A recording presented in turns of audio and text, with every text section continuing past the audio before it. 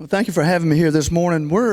This is a soybean school, and so we're going to go to school today. We're going to talk about something that I have wanted to say for years and never really could put it in the right format, and after you hear me talk, you might say I still haven't figured out how to put it in the right format, but we're going to try. We're going to talk about extension data and how it is important to you, and I need to click. So a couple of disclaimers as we start. The examples that we're going to go through today, the data set we're going to use is a real data set. This test was performed in Beaufort County in 2022. So these are real numbers you're going to look at. The purpose of showing this data, though, is not to sell a product. In fact, I've taken the products out of this test so that it's just product A, B, C, D, E, and F. We don't want to talk about and get hung up in the weeds on products here. We want to talk about data and how it's derived. And what we hope to do at the end of the day, I hope I do at the end of the day, is explain to you, when I say we, I'm talking about extension. All right? What it is that extension does, how we do it, and why we do it the way we do it. Because it's a little confusing sometimes. And I know it's a soybean school, but the test that I'm going to show you is on corn data. I knew I couldn't get this by you if I just changed it to soybeans, because you look at the yields and say, and call my bluff. So here's the data. Imagine yourself sitting in a room just like you're sitting in now in an extension meeting. And this slide comes up, and the researcher, extension agent, whoever is giving the talk is going through this. Now, he is, or she is, starting to tell you about the different treatments involved in this test. They're telling you about the farmer who they cooperated with to have the test on his farm. They're telling you about the growing conditions, how the test was implemented. All of this stuff that we love to talk about when we're talking about our work. You, farmers, on the other hand, are doing this. Your eyes go straight to, in most cases, what the no treatment right there at 221, and the highest treatment was 226. You then start doing some math in your head. 226 bushels minus 221, that's 5 bushels. $5 corn, that's $25 an acre. And I know because I talked to the guy down the road that used this product before, and he said it only costs $10 an acre to use it. That's a $15 an acre boost. And when I plug in my corn acres times 15, that's thousands or tens of thousands of dollars. Easy to get. Did anyone deny that they don't do that? I mean, that's what we think. Now, you've done this in your head, and you've gone through all this mathematics in your head, and you start to fade back into the room. Just in time to hear the researcher say, but due to the findings of this test, we found that the yields were not significantly different. And boom, he's gone to the next slide. And you're sitting there saying, well, wait, what? I just calculated $15 an acre profit by using that product. What do you mean it's not significant? What does that mean? Again, you're right there. Why are you telling me it's not significant? This is our fault. I've wanted to say this for years. It is our fault in extension that we have not told our story the way we should. We don't explain our data and what it means. We don't explain thoroughly how to interpret our data when we present it. We don't talk about its value to you as much. We throw a lot of terms around. We talk a good game talking about unbiased and research-based, and those are important qualities, don't get me wrong. That's where extension, that's where we hang our hat. We're not trying to sell you anything. We're just trying to help, right? And give you the best advice we can. The best advice we can. Keep that in mind. All of this is done under the assumption that you know what these terms mean. And again, we just throw them out and we just bounce on to the next conversation or the next presentation. Now, we mean well. We absolutely do. I say that in all sincerity. We mean well, don't we? We want data to be accurate. whatever it is we're putting out to you, and you ask our advice, we want to have some confidence behind what we're telling you. So we want reliable data. We want it repeatable. Again, with confidence, I can say, yes, this product or this practice will do you some good. We all know you like local data, and we like to make it as local as we can. That doesn't always work as easily as we would want it to, but hopefully regionally we can get good data, especially the agents that are working, doing things. They'll often be able to do some things on a local level, but we try to make it as local as possible. And then words like efficiency, we want you to be efficient in your production. We want you to be profitable in your production. The dollars that you generate on your farm in this county, just like it is in Beaufort County where I'm from, those dollars roll over. The sale of your products roll over into the economy multiple times and add to their big economic drivers.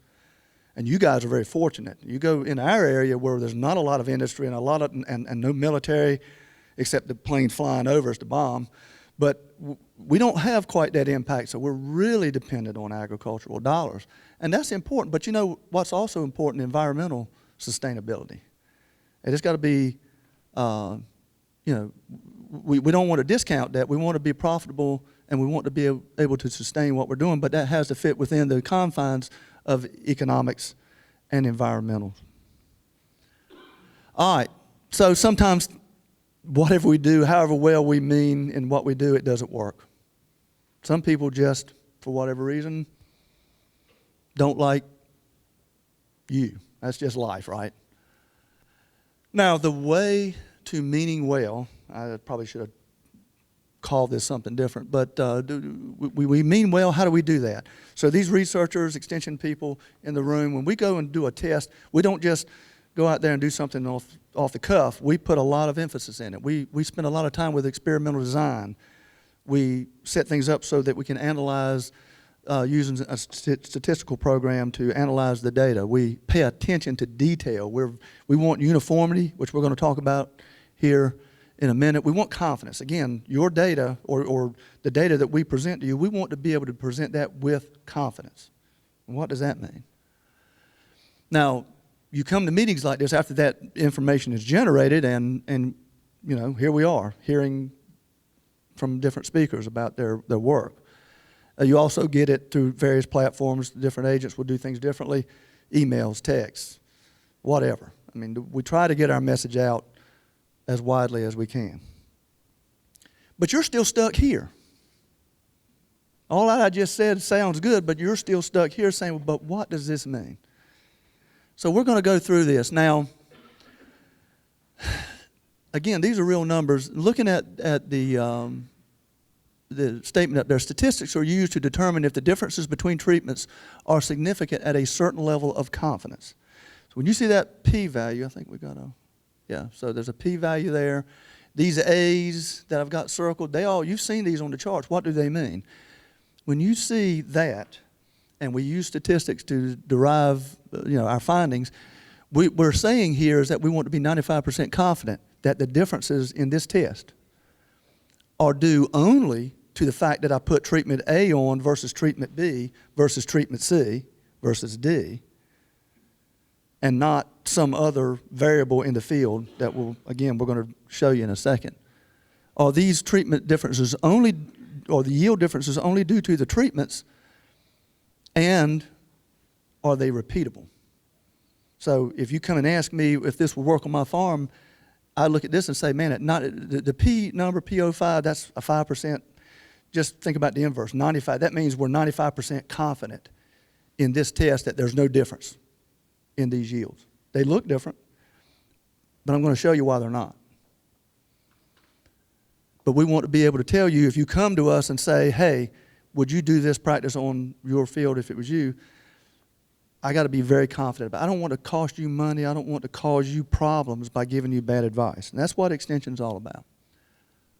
So we can't say with 95% confidence that's what it is. But we're going to go through this a little bit more in depth. So also, if you see different letters here, notice now we got some A's. There's an A, B, a B. Now, when we see different letters, we've got significant differences. That means A is definitely different than B. It's not or better than C. It's not better than B. It's better than C. They're the same. These two are the same. These three are the same. This one is by itself. That's why we go through the effort to tease these differences out. But what causes these differences? It's variability. Variability. You know it's there. I know it's there. All of you ride a combine, and you're sitting, if you're in the driver's seat or if you're in the buddy seat, where are you looking when you're driving that combine? Well, hopefully you're looking down the road to make sure you don't run into somebody. But aside from that, what are you looking at? The yield monitor. And what's it doing? It's going up. Sometimes it's going down. Sometimes it's rolling like a slot machine. Sometimes it's more even, but it's bouncing around, isn't it? That's variability in the field. Every year during the fall, harvest starts, I know when people started picking because these videos of yield monitors start showing up in my Instagram feed, my Snapchat, my Facebook page. I mean, you guys are proud of it. Look at these numbers. But they're never static, or very rarely static, are they? They're up and they're down. That's variability in the field. We deal with variability when we do plot work as well. The advantage is we have a way, using some of our tools at our disposal, to tease some of that out, to separate it so that we know what is truly a treatment difference and what is truly something that was beyond our control that affected yield. So what I want to do is take you through a little bit of a example here. Let's say you're on a farm and you came to Daryl here in Wayne County and said, look, I want to try 3 fungicide products on soybeans. And I want to compare it to an untreated control. So let's say A is going to be the untreated control, and then there's 3 different fungicides on soybean. All right? Now, I have to do this for the guys back home, and this hopefully will give you a little bit of retrospect. Now, I'm talking about a field-wide approach here to testing something. Back home, where I'm from, in the Blacklands, ditches, these are all ditches, main ditches, V ditches through the field. You're never more than 150 feet away from a ditch in our area. And you can almost say that about a lot of eastern North Carolina, but we are low in we're low in elevation. We get a lot of rain, we've got to move that water off. And sometimes that's easier said than done. So we have a lot of ditches. And we pretty much say, okay, a field is the area comprised between 2 ditches, which that's probably on average around 250 feet in width, and maybe from turn row to the end of the row, a half mile. That's how our land is laid out generally in big blocks. But that's a field, maybe 17, 18 acre field. I'm going to go in this field, or Daryl's going to go in this field with you, and we're going to lay out a strip trial. So A gets nothing again, and then B, C, and D, that might be 20 rows each, are going to get sprayed with a fungicide. Simple enough. So what can happen when you do that, and what causes the variability, and how can that affect yield? Well, we all know, as good a job as you do at grid sampling and everything else you do managing your fields, you're never going to get it perfect. There's always going to be little peaks and valleys, little places where you might have a pH a little off, fertility might be off. You ever ridden by a field and seen those kind of alternating green, yellowish streaks through the field, and it's a pattern? I'm like, well, man, what is that? Maybe the applicator was a windy day, and we were broadcasting dry fertilizer, and it kind of blew it one way and didn't get a good overlap. I mean, different things can happen. This is a good example of what kind of variables can impact your different treatments that you're trying out on your farm. How about a low area in the field? This farm has a low area that is prone to ponding if we get a big rain. And you know what happens on soybeans, corn, whatever. You get some standing water for a little while, all of a sudden you don't have good emergence, and you're already behind the game. Yes, soybeans will compensate some, but you want to be a little careful there. You don't want to set yourself up for failure. Is that scenario necessarily a good way to compare B, C, and D to the untreated control? It's not going to give you that, quality of data that we're trying to get to. Drainage. I mentioned drainage already. That's important for you guys too. So for us, for these ditches, we get these big rain events inches at a time. Sometimes we can't move that water that quickly, and it backs up into the canals, into the fields, and we get some flooding around these ditches. that water stands there for a few hours or even for days. I've seen that happen. That's not a fair way to compare B and C to D and A that have all this damage, is it? Oh, I would say the inverse is also true. On a dry year, we'll also be overdrained. When these V ditches will pull our water table down, and by the ditches where it's blue, we actually see some drought stress in those areas where we might not see it across the rest of the field. So again, you're changing, the landscape has been impacted there, and it's not giving you a true test across treatments. Trees are another big one. You might have a block of trees beside where you're doing a test. Well, you're going to have some shading. There could be stink bugs or something coming out of literally out of the woodwork that would impact part of treatment D there. Is that fair? And these are things we're trying to avoid when we do testing. Soil type changes, that's a big one. Soils aren't completely uniform. Yeah, we're blessed to have nice, consistent soils in some places. Other places, not so much. In our area, that yellow might be an organic soil. I mean organic, it'll burn if it dries out. It's that organic. The green might be a mineral organic, and that gray little bit, that might be a sand ridge that cuts across the farm. Is that a fair comparison of these treatments when we look at how, we know the crop's going to grow differently on these different soil types? And insect and disease pressure is also there, but it's a little different there because these types of pressures come in maybe after the crop's planted, sometimes after treatments are applied. Statistics still allow us to measure that to some degree and account for that variability that is not due to the treatment alone. Again, what we're pointing out here are factors that can impact comparisons that are beyond your control in many cases, but certainly are not related to the treatment that you're applying or that you're comparing between. So in extension, what we do, we approach this a little differently, and especially the researchers that you'll hear talk today, a lot of the agents when they can, and we will do some strip trials as well, but a lot of times we'll try to do the same thing, but we'll replicate it. So what we have here is 4 reps in a test. The same treatments we were just talking about, okay? A is in each rep. B is in each rep. C is in each rep. And D is in each rep. All of them are there 4 times. Randomly chosen where they're going to go in each rep.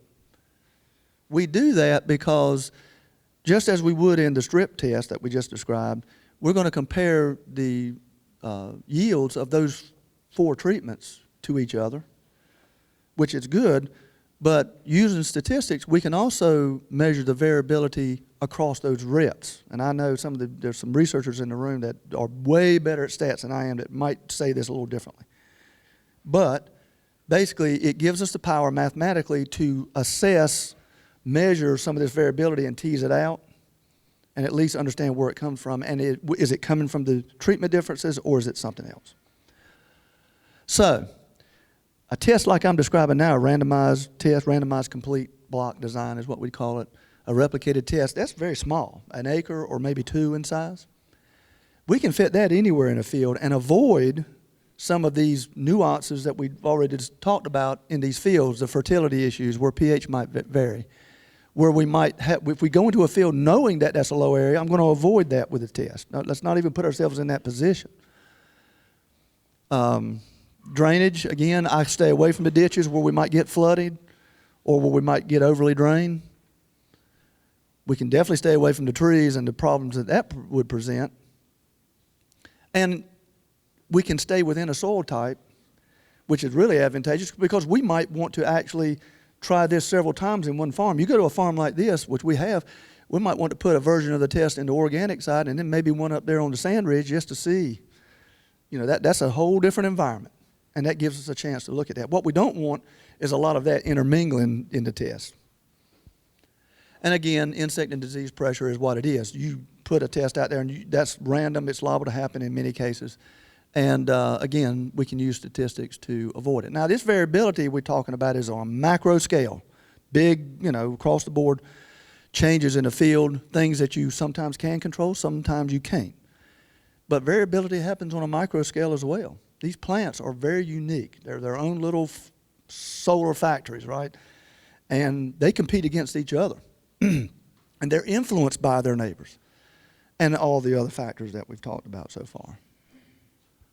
This variability is real. Now, in this case, this was just a picture I grabbed. I know what caused this. This was a sprayer issue, I'm pretty confident. But if you go in a field and you see beans growing off quite well and then these aren't planted the same day, is there a lot of likelihood that those are going to yield the same as those? It's doubtful. That variability can come from a lot of different places.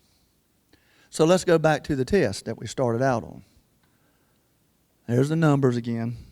But what I want to do now is step you through this. Now, this test was performed the same way I just described to you that we would normally do a test, randomized, 4 blocks. We did it right. I'm going to show you this data as it broke down by rep. Because again, your original take-home message was treatment A was 5 bushels better, and you calculated out why is it not significantly different. So this was the first rep. I call it test 1, rep 1. If we just did a strip test and planted and did these treatments one time, this is what the first one would look like. Now that kind of looks like, if you and pay attention, let me back up. Pay attention to how these all change in relative to the zero treatment. You just see where they all are. Now, the first rep, kind of like the other one, those first 3 look pretty good. The zero treatment. Now, that's kind of what you would expect or hope to see when you're testing something. You want to see some benefit. You want to see some increased yield. Okay, that looks pretty good. The next rep right behind it, 50 feet behind it, this is what that rep yielded between the treatments. Look at the no treatment. It's the highest yielder. These other 2 have fallen off a little bit. It's certainly no better than that. Now, would that compel you to go and employ practice or treatment that we A or B? Not really. Now, there's the third rep. Again, no treatment, kind of was head and shoulders above everything except one on the other end. And then the fourth rep. That's more like what you would think you would say. You know, just zero treatment, not so good, everything else shine. I take time to go through that because I think it's important that you understand that this is where that kind of data comes from. And we run this analysis, we go through all this, and we tell you about it, but we don't tell you why, and we don't show you the numbers. If you go back through these, would anybody argue? I could argue for treatment A being, if you watch treatment A, okay, it was a little off there compared to but still better than no treatment. It fell down a little bit there, but then it was above there. I mean, I could argue that there might be a trend there or something to look at. In this test, in this farm, this growing condition, this day, this is what we found. And the variability that I'm describing to you came from factors that we can't control. It came from factors not related to these treatments. Again, look how they bounce around. They're not consistent in the way they perform. That's outside variability. Random error, there's some statistical term for that. I just feel like we don't tell you that part of the story adequately. To take this test, and I worked with Luke Gataboni, helped me with this. He ran this data set for me. To make these letters change from A's, all A's, to get some B's in here, we had to lower our p-value, or raise it, I don't know what the right term would be, to 0.45. That means there's only a 55% chance to be able to tell you or to say that these for A and B were different than the rest. We have to lower our expectation, our confidence down to 55%. And no, I don't want to go and try to tell you to do something based on a 55% chance. What does that mean? 55% chance that the error or the difference in these varieties or treatments was due only to the treatments themselves and not something else. And then 55% chance that if you took this test and went to your field and repeated it, you'd see the same thing. That's what when we talk about confidence, we talk about these values, that's what it means. And that's why we're hesitant and when we are talking and presenting data. And you're going to hear a lot of data today. It's good stuff. I think we need to wrap our minds around it a little bit better and understand.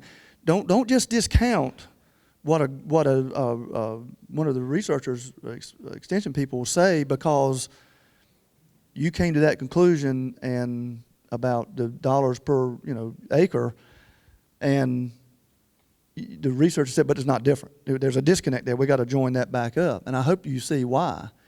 We go to great lengths to produce the data we do, and you know what? It might not always support what you've heard somewhere else. That's the other thing. Sometimes the data that we generate, because we want to be so careful with it, it might not support other data that you're seeing. That's fine. Try products, try things, do them, but understand where we stand and why we do what we do the way we do it, because we want to be able to tell you with confidence that a product or practice works. Extension strength is indeed in providing unbiased research-based information to you. That is where we hang our hat historically, and that's where we'll hang our hat moving forward. But we just need to do a better job of communicating the value of what we do, so hopefully you understand a little bit more when we put this data out there for you. You know, this picture, I kind of went by it. I was late getting here because I stopped and took this picture in Wayne County.